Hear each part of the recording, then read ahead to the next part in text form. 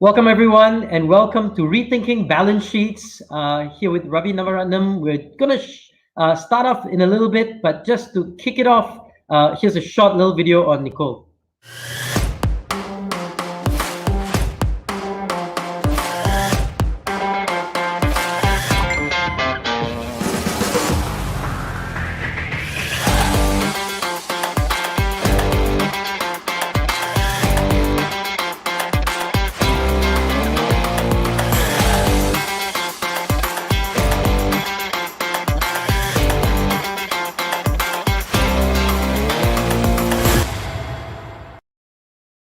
Welcome to another episode of Rethinking Balance Sheet. Hi, I'm Roshan Thiran, and today joining me again is my co-host Ravi Navaratnam. Ravi, always great to have you, and you look like you're suited up today with your mic and everything. So well done in doing that. But today we're going to talk about something relatively interesting. We're going to talk about intangible assets. Many people don't quite understand it well, especially when it comes to the SMEs, right? Tell us a bit about this whole concept of intangible assets. Good morning, Roshan, and I think today is probably one of the most exciting shows we had. Great follow-up to that show we had on MDV. I take it your CFO has already made that application to MDV for the. We're talking to MDV. Oh, well done. So I think to all those out there, let's put it this way: things do happen from this show. Yeah. So, please keep on tuning in. Keep those questions coming. Yeah, intangibles is the one thing which is actually not sometimes on the balance sheet. We are more familiar with goodwill. Those who are accountants understand goodwill and stuff like that. But there's a lot more intangibles, and we're really excited. About a couple of years ago when we met up with EverEdge and Tyler, who's from Singapore, and they started to give a perspective on intangibles that I never had. I've also been talking to some people who are with the big liquidators in the UK, and they've been very surprised when they liquidated a telco company. The expectations was the recoveries will be very, very poor to the stakeholders. But suddenly there were things like, people started to look at data and stuff that no one thinks of great value, but this was of huge value and the recoveries were amazing. So I think we've got the expert in the region to talk about it. And I think we'd rather not hold on the show more. And we try to get him on as quick. Before we get Tyler in, maybe just a quick background on Tyler Capson, who's joining us, and we'll get him on. Yeah, Tyler's with EverEdge in Singapore. They do a lot of work in Singapore and Australia. I think some of the big corporations like Qantas and so forth. I think Tyler was from Goldman Sachs previously, but he's obviously made the right decision to jump and drop off from Goldman Sachs. But we'll forgive him for that. Never mind. Not the favorite bank in Malaysia, but never mind. But he's an expert on this area of intangibles.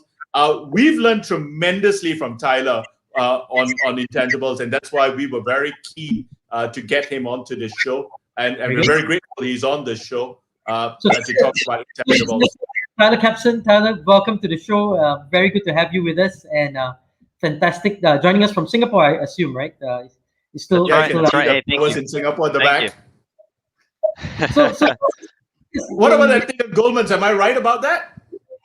You are right. My background is I was with Goldman Sachs and I was with Deloitte for a while, mostly in New York banking. I did work on some pretty interesting deals while I was there. I was involved with the Facebook IPO and the Apple bond offering while at Goldman, and they did my rounds at some of the banks projects with Deloitte.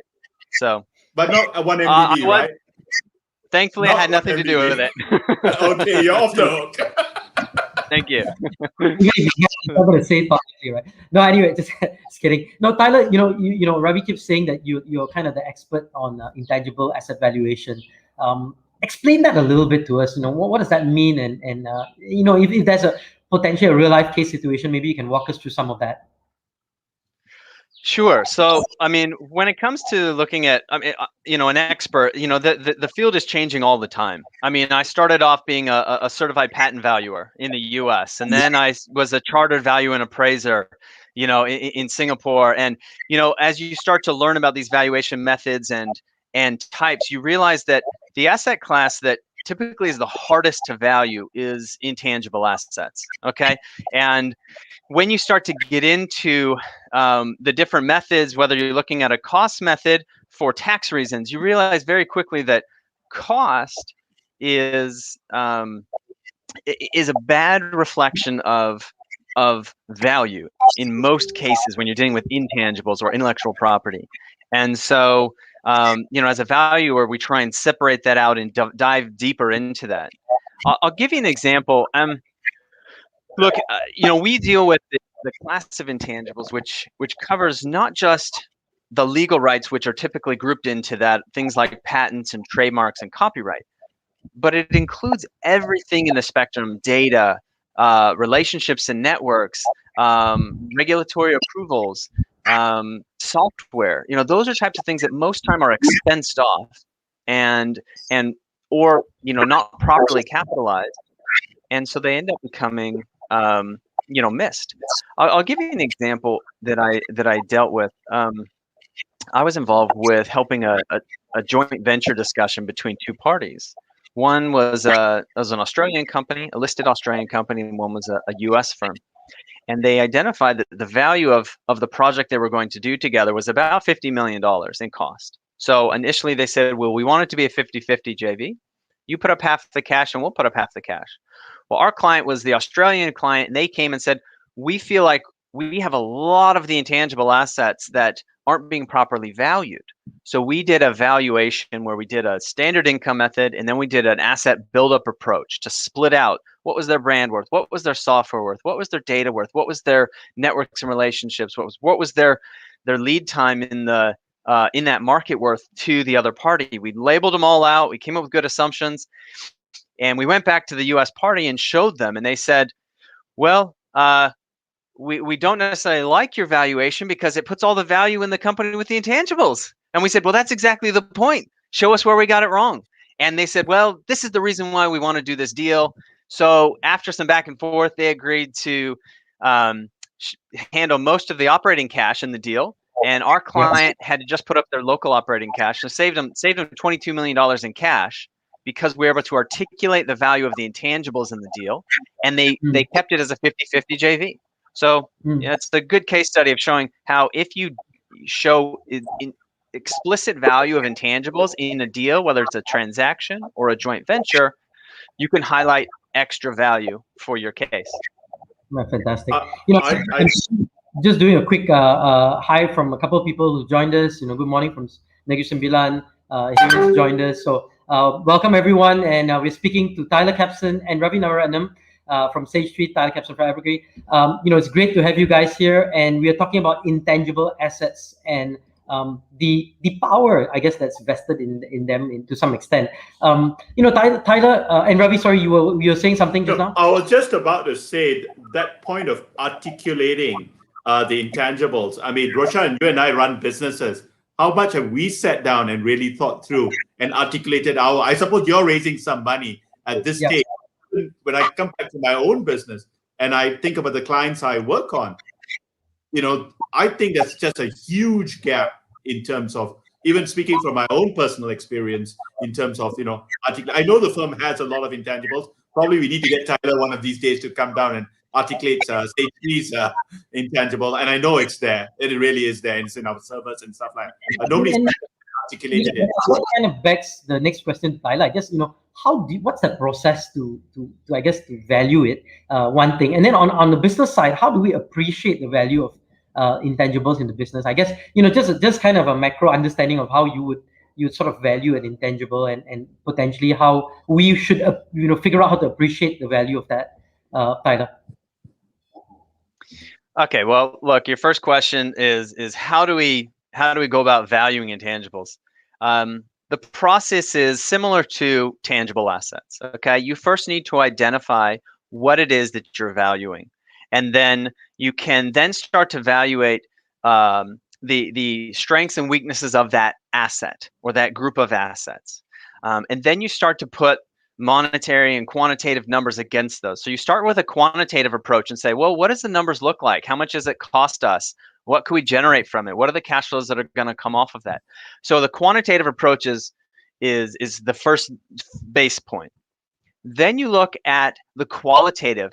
Okay, you need to say, well, is this good quality assets? Can I trade this? Is this something that people will want? Is it good quality data, for example? Is it clean? Is it usable? Are there legal restrictions on it? That determines the quality aspect. And then last, you look at the context. Is this the right time to sell it? Is there even a market out there for it? Do I have the resources to actually go out and market this as a valuable asset? So once you look at the quantitative, the qualitative, and the contextual together, you start to see where the value really comes out. So you start with traditional valuation techniques, market, cost, and income methods, and you build on those, looking at those other aspects. So that's really how we go about valuing intangibles. And in terms of us as a business, how do we, I guess, figure out how to appreciate some of this this? I mean, is there a process that we should be thinking about to extend and appreciate some of the value? I think as a business owner, you need to look at what is your end goal and what are you trying to achieve by investing in an asset, investing in an idea, investing in a process, investing in software, and value that as a realistic outcome. And the reason why this is important is because I'll give you an example. Let's say one company wants to grow through acquisitions, and another company wants to grow through internally building a product or internally building the business. Now, let's say Ravi's business goes out and just buys a firm so he can go out and sell laptops. Okay, he buys a semiconductor firm, he buys a product manufacturer, he buys a design firm, he puts it all together, and now he can sell laptops. Right? Not exactly. Okay, but on his balance sheet, he's acquired 3 businesses in the process. Okay, I've decided to build my own design firm, design my own products, and design my own,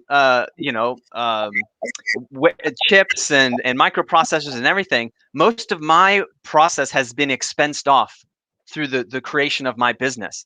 Now, after say 2 years, we're at the exact same position. We can both produce laptops and go out to the market and sell them.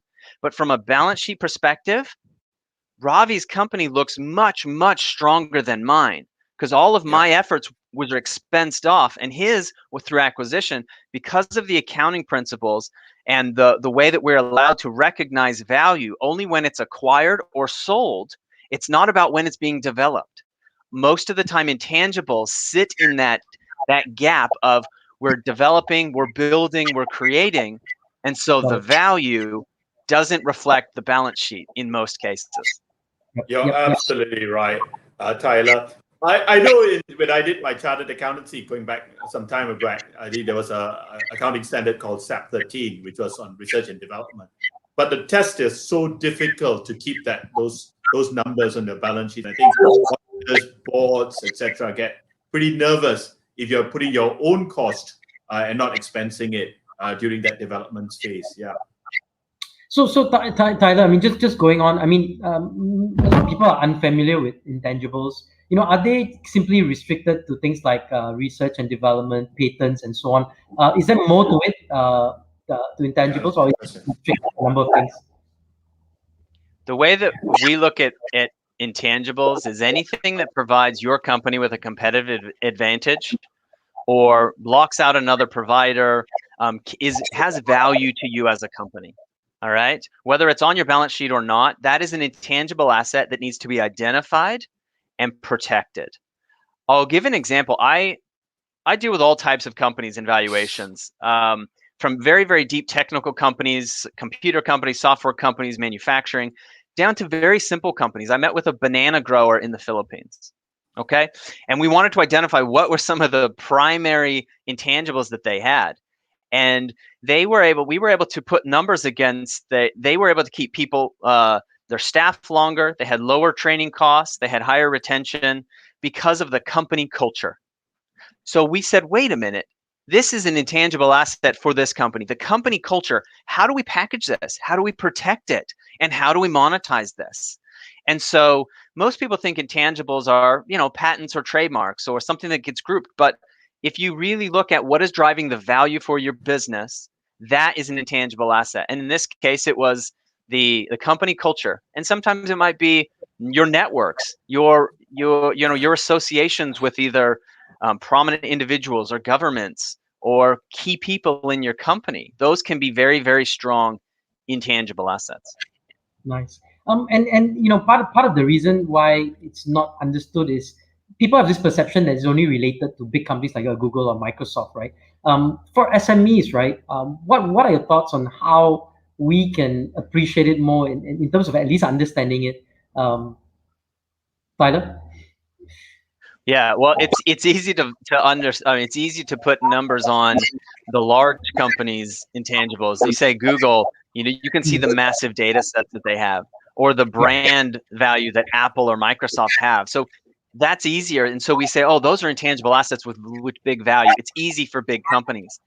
For smaller companies, yeah, it is sometimes harder to articulate what is really driving the value, because the brands are maybe pushing they don't really have price leverage because of a strong brand, or they may have different ways that they are being able to take up market share. But if we draw that back, if we say, look, I'm generating profits because of what? Well, I'm driving profits because I have a little bit of market share. How did I gain that market share? Okay. And if that market share was a cost advantage, you say, okay, well, what created that cost advantage? And they say, well, we have very efficient supply lines. And you go, bingo, that is your intangible asset. Your supply line that you've been able to generate, it might have specific vendors in it that other people don't have access to. You might have strategic pricing that others don't have access to. Now, that's the competitive advantage. So it isn't your pricing strategy. It's your supply chain that enables that to happen. So you need to say, well, my supply chain and our relationships is our intangible asset that has value. Let's make sure we protect it. Let's not share who we work with other competitors. Let's try and secure that with contracts to get exclusivity, for example. And if you can maintain those for small businesses, you can then maximize the value and start to scale your business around what is really driving the profits and market share for your business. I think that's yeah. Sorry.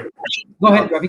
Yeah, okay, thanks, Roshan. I think you've hit it on the nail there, this one. I think it's coming back to really getting a good grip and understanding of your own business.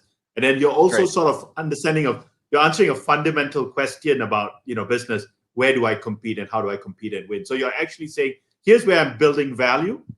Let's go out and do more of the right things. Would I got that right there? That's correct. Yep. And Tyler, just to add to that, I mean, for small businesses to actually do the exercise of figuring out how to value it and all these intangibles, right? I mean, I can understand when you want to raise money, or you want to acquire, or you want to be acquired. But what would be the other benefits to do it on a consistent basis to have that understanding of intangibles outside of an acquisition or being acquired or raising capital? Would there be any other benefits to doing it? I mean, absolutely. I think from a management perspective or a board perspective, we have a duty of care to manage the assets of the firm or generate the most value from the assets in the firm possible. And if the largest assets in your business is intangible, if you're a consulting firm, for example, your knowledge, your people, the programs you set up, those are your product, and those aren't tangible. And so you have a responsibility to make sure you're maximizing the value of that. So look at it this way. Most CFOs have a fixed asset register. Okay? They track laptops, they track chairs, they track, monitors, and even down to staplers, sometimes, right? But those may be driving almost no value for your business. When you think about how many companies have an intangible asset register, and they say, well, our pricing list, our recipes, our content, our web domains, our people, those assets should be on a register somewhere and saying, are we maximizing the value of these assets? Because these are generating 80-90% of our profits. It's not the computers and the staplers and the pictures on the wall.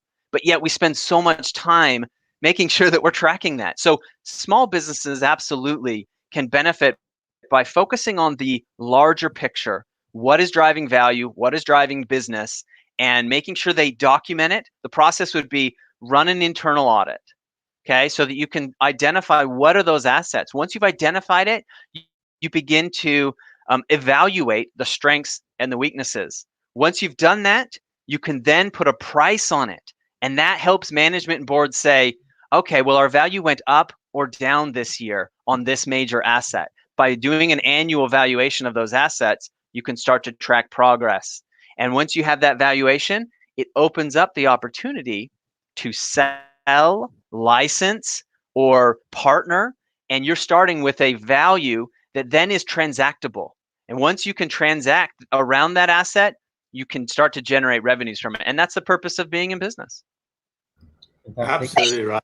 You have, yeah, go ahead. Sorry, yeah, I think that's right. And I think the longer you've been in business, that intangible value is probably built up, and you're probably not recorded it for a while on your balance sheets. And I think that's something, really companies ought to start thinking. Going forward, I think a lot of value in businesses are going to be in intangibles, even in office space and in the service sector. I think it's going to be much around intangibles.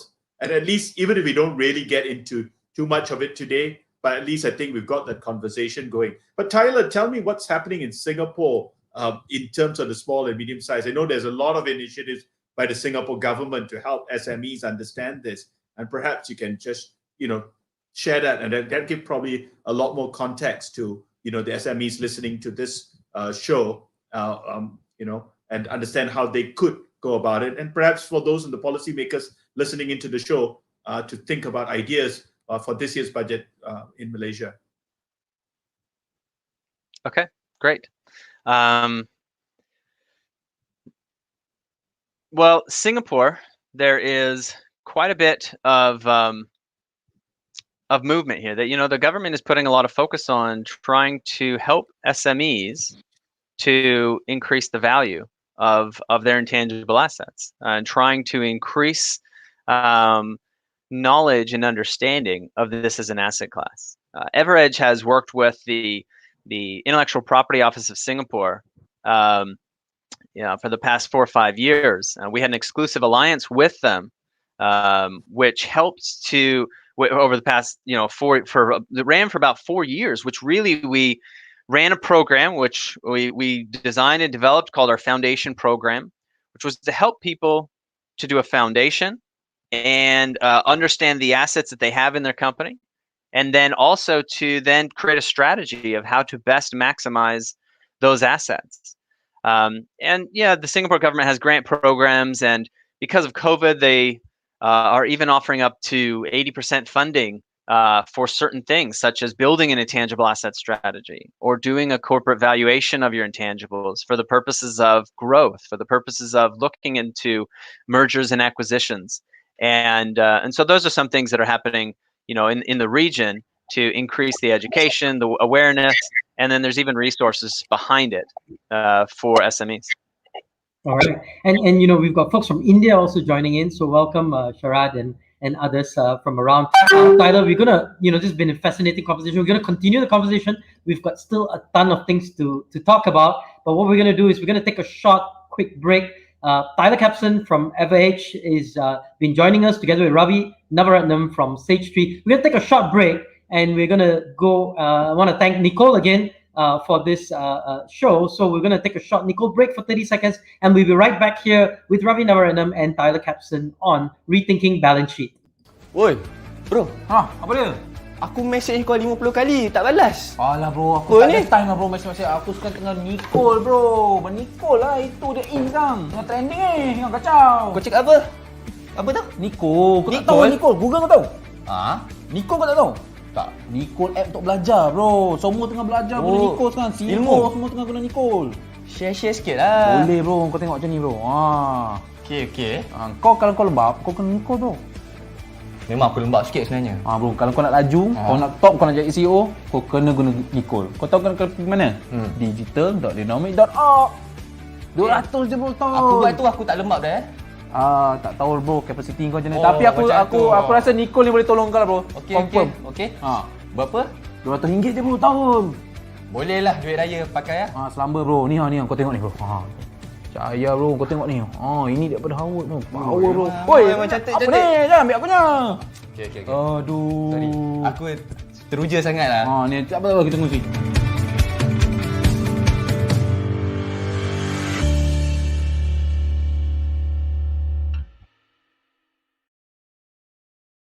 Welcome back to Rethinking Balance Sheets, and today we've got an exciting array of folks. We've got Tyler Capson from EverEdge, and also, as always, Ravi and I running us here. Tyler's been talking about intangible assets. Ravi, your quick summary of our discussion the last 15-20 minutes. Yeah, thanks, Rosh. I think if anything, it just told me, even from my own business perspective, having that conversation about what are your intangibles, listing it down, articulating it. I think it's going to give a lot of businesses a lot more clarity. But just to pick up on that point that Tyler rightfully pointed about, the initiatives in Singapore about Office of Intellectual Property, etc. I'd be keen to understand, in Malaysia, we got this whole initiative of Malaysia's, digitization program, or Digital Malaysia, and IR 4.0. Again, I'd like to hear some of Tyler's views on how those initiatives tie in with this idea of, getting your intangibles properly understood on your balance sheet. Well, look, I think anytime you're dealing with you're trying to get companies to embrace digitization. You're trying to get companies to see what is an offline process that we can put online, what is a manual process that we can automate, how can we streamline business, how do we get companies thinking about growth and expansion. And one of the reasons why digitization is such a good topic to promote is because what it does is it takes the assets that a company has and it helps them to be scalable. Okay. I mean, you take a look at the market cap of certain companies, Instagram, is, $6-7 billion company. And, very few assets. I mean, originally when they sold to Facebook back in 2012, they sold for $1 billion. And at the time they had 12 employees, no assets really, a couple servers. I think it was about 300,000 on their balance sheet in terms of fixed assets, but yet they sold for $1 billion. Now, how were they able to achieve that? They were focused on digitization and the creation of platforms and networks and people and users. Those are all things that if you can get into this ecosystem and figure out a way to take your product and scale it and make it available to all, then you jumping onto that digitization movement. I mean, because I am based in Singapore, which is the landlocked country, right? I mean, trying to build a manufacturing company in Singapore is a little crazy because land is so expensive. Getting the resources here, it all has to be shipped in, raw products shipped in. Like nothing's really, produced here that's easily accessible and cheap. Okay, so for them to be able to expand, over the past years, they've tried to become a knowledge economy, okay? Selling, resources which are fully scalable, intellectual property. They've had programs to bring in IP. And I think the digitization process in Malaysia is similar, right? They want to get into how can we easily cross borders, okay? And, how do we avoid, shipping a product from point A to point B? If you can take your product, your service, your ideas, your knowledge, your people, and scale them through a digitization process, it breaks down a lot of those barriers. And it moves you from being more of a tangible asset heavy company to, refocusing your strategy to being an intangible asset company. Great. Tyler, one of the issues, of course, now with the economic crisis, it's perhaps also both large and small corporations. In terms of corporations in distress and, the bankers sometimes are the de facto owners, what would you say in these situations? How do you actually try to realize, that intangible value and get that recovery much better? How do you go around by that? Right. Well, look, I'll give you two quick case studies. One, if you've been through an MBA program or business school, you've probably heard it. I mean, Caesar's Palace, okay, filed for bankruptcy during the the financial crisis, and the administrators went in and they said, well, what assets do we have? Let's start selling off assets. Let's sell the buildings, the casinos, the roulette tables, and everything. Let's get those out, right? One thing they missed was 45 million records of player data, okay, of gamblers, okay? They had a massive data set that they had acquired, and it wasn't valued, and it came to be valued by later by Harvard Business Review posted an article that was valued over $1 billion, and they didn't sell it. And so there's ongoing lawsuits around that as a case. You can look it up. A very interesting story if you'd like to see that. A case that EverEdge was involved in.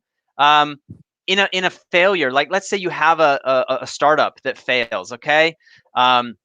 We had a startup that failed. It was in the server technology space, and they were able to obtain an early stage patent during the process of the way that servers communicated with one another. And when the investors looked at the company and said, well, the company is going under, there's nothing really much saving because it's, a bunch of kids who've been, feeding off of beer and pizza with laptops in a basement.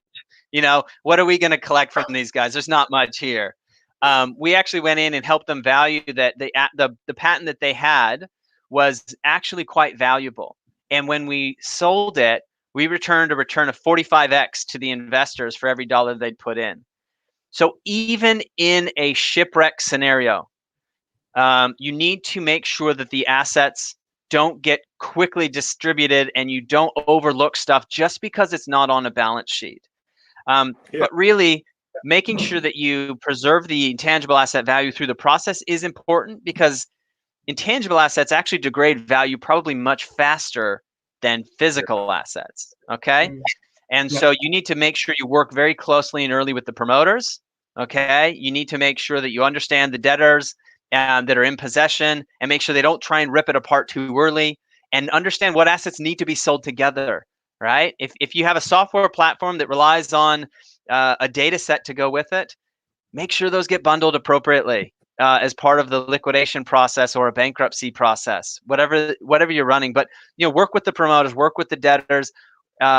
It's approach similar to Chapter 11, but understand that if you get early on and you categorize what are the primary assets, you can prevent a lot of that from disappearing through that restructuring process or the sale process or liquidation process, whatever process you're in. And Ravi, you probably know this better than me. This is more your field. No, I think that's absolutely right. But I'd still take on 2 points that you said, which is absolutely relevant. I take the point of working with the promoters, and that's proven through the Asian crisis on for the creditors to work with the promoters.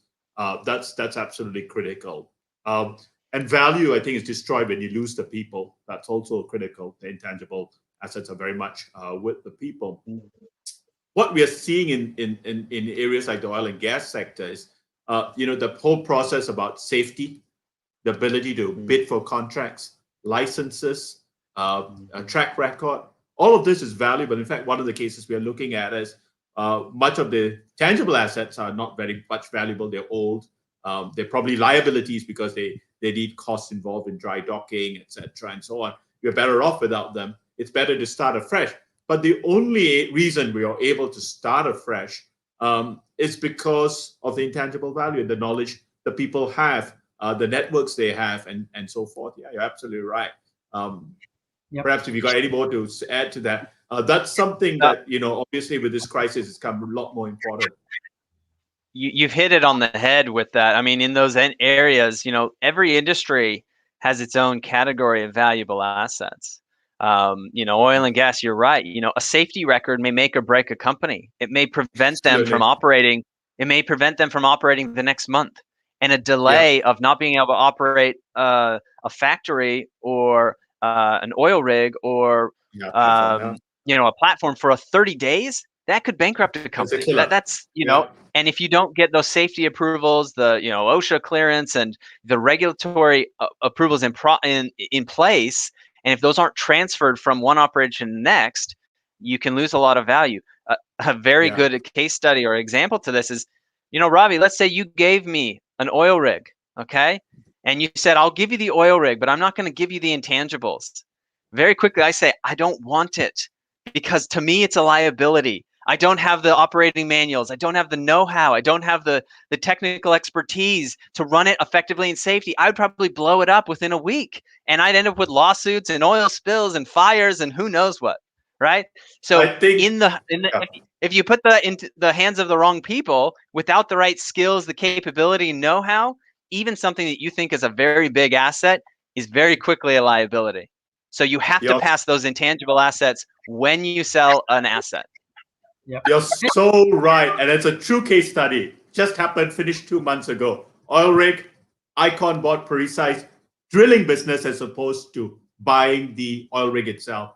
All the intellectual property, the databases, the people, and of course the license and the track record was taken over by Icon successfully. And we had to structure the deal that all three went there. That made if not, it was, basically you're just selling scrap metal. Yeah. That's exactly correct. Yeah. And I want to talk a little bit about getting people like you, Tyler, consultants to come in and do valuations. But before that, what I know you talked about Caesar's Palace, you talked about a number of different entities, but do you see any Malaysian companies that come to mind when having to put value on intangibles and getting recognition for it? I think you did mention one of them in Singapore just now, but any Malaysian companies that come to mind? I don't want to put specific company names, but there's a very well-known, very large glove-making company in Malaysia. Okay, and the fact that they, during this COVID period, they're able to say, well, look, we have one of the largest glove manufacturing companies in the world. We can very, very quickly turn that strength into mask making and help with the medical sector during this COVID issue. The fact they had a management team that identified it early and they could quickly retool machinery and systems and processes to be able to effectively adapt to that.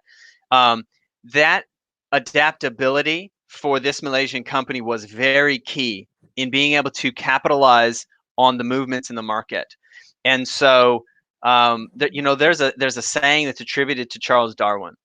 And he says, it's not the strongest companies that survive, or the strongest animals that survive. In his myth, in his quote, it's those that are quickest to adapt to change. And strong companies that identify, nimble processes that are scalable, that understand where the strengths and the benefits of their companies are, and make sure that they can adapt to those to any business environment, is very, very important. So there's a lot of companies in Malaysia that can do this. And then we worked with another company in Malaysia who was an air conditioning manufacturer, and they were able to identify a unique element that primarily was beneficial in Malaysia, but and they wanted to say, well, because this is mostly only effective in Malaysia, let's target this segment. Let's stay in this region. And they were able to do quite well by realizing that trying to go global and trying to scale with this unique adaptation isn't likely to catch on in other regions. So sometimes the best thing you can do is understand where your strengths are and look at that contextual piece and say, well, this works where I'm at. It doesn't work elsewhere, or this will work even better in the hands of a larger manufacturer. So then you go into, maybe you ought to rethink your strategy. And a good case study I have on this is we worked with a packaging company. Well, they were started off as a yogurt company. Okay, they were producing yogurt. And they identified that their packaging used 35% less plastic than other packages that were on the shelves. And so then they said, well, look, this is what's unique. Let's maybe use this to our advantage, because we can't compete with the big boys. So they used that competitive advantage and started to license that packaging design through a patent process to larger companies. And that then started to go all over the world with a licensing agreement. And so they changed their business model from producing yogurt, identified the strength, and now became a packaging company. And now they collect royalty checks and design packages because that's what they were best at. Fantastic story. And I guess this exercise would be useful for a lot of companies. But given the current circumstances where there's a lot of difficulty with COVID and so on and so forth, how does a company undertake this whole valuation of intangible? And it is not a cheap exercise. I assume it is not. What would be, and maybe the second part of the question is, what would be ways to reduce some of this cost? And maybe there's some work that the company can do to reduce some of the consulting work that's required. Talk us through that, Tyler. Okay, yeah, I mean, understanding what you have, and to be honest, when you're dealing with consultants or when you're dealing with valuers, the thing that takes the most amount of cost is the valuer's time. It's expensive. Okay, so the time back and forth of sending them a bad balance sheet that has got errors in it, or that has information missing, reducing that time and starting off and saying, well, here's where we think the value is because we understand the process. So you can do some education and learning before you engage a valuer. And then you have all of your documents and everything ready to go. It shortens the timeline, it shortens the process. The other piece is there is a purpose to pay for value, okay? The saying, if you pay peanuts, you get monkeys, okay? If you go to someone who says, if you go to your accountant and say, can you value my intangibles? And they go, yeah, sure, I can do that for you. Well, have you done it before? Is this your expertise? Is this your experience? No. So you're going to pay for your accountant to spend 10 or 20 hours to research it, to test it, to figure it out on their own, and it may or may not come out right. If you hire a professional that knows what they're doing, they'll do it in a quarter of the time, okay? The result will be correct. You can use it for tax reasons, for sale reasons, for market, for capital raising reasons. And you may pay a premium for that, but in the long run, it's probably cheaper than trying to do it yourself or getting your accountant or your cousin to do it for you. Absolutely. And a quick call out to EverEdge Global. I think you guys do that work, right? Of course. We do identification, we do valuations, we do transactions, helping people to value and sell any of those assets that they have. So whether it's identification, learning, the valuation process, the transactions, we help in that whole space. And you can go to everedgeglobal.com or everedgeglobal.com/contact us, and you'll get access to that whole bunch of the services in terms of understanding your intangible assets. Tyler, quick call out to unlock your edge through EverEdge, right? So Tyler, appreciate this. I wanna end by asking you a final question, I guess. We're already at 45 minutes. I never, such an engaging conversation. We just talk and it's 45 minutes. But your final thoughts on intangible assets and your final thoughts in terms of helping organizations access this hidden gem, I guess, or hidden opportunity to some extent. I'd love to hear what your final thoughts are. I think if we look at the trends over the past 40, 50 years, 40 years ago, most of the value sat in tangible assets. And today, over 90% of company value sits in intangible assets. The trend is not going away. The financial standards, accounting standards were written and developed in a time where physical assets need to be counted and accounted for. Trucks and inventory and buildings were the primary value. And so the accounting standards have been slow to keep up with this move into this digital era, into this intangible asset space. In the age of sort of NFTs and Bitcoin and intangible value that we see, and it's not going back. So the companies that adapt it early and look at how do we actually start to identify, manage, and monetize these assets that we have will be the ones that are the winning companies, over the next 10 years.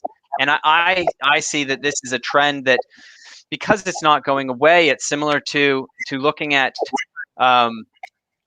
previously options and commodities were hard to value, right? When there was no open exchange in market, and then the exchange became available, and then you could start to price commodities through, and then you could look at options. And Black-Scholes model came along and said, oh, well, I want an option to buy these commodities, and that became a product. People said that mortgages weren't tradable and sellable, and I mean, after some problems with that market, we've now fixed that, and they are. You can buy bundles of mortgages and things. So intangible assets eventually will also become an asset class, whether it's data sets, whether it's software platforms, user bases. Those things will start to be grouped together. There will be financial instruments around these products. So the companies that manage their assets well and prepare themselves for that change will be able to monetize those assets much more efficiently in the future. Fantastic.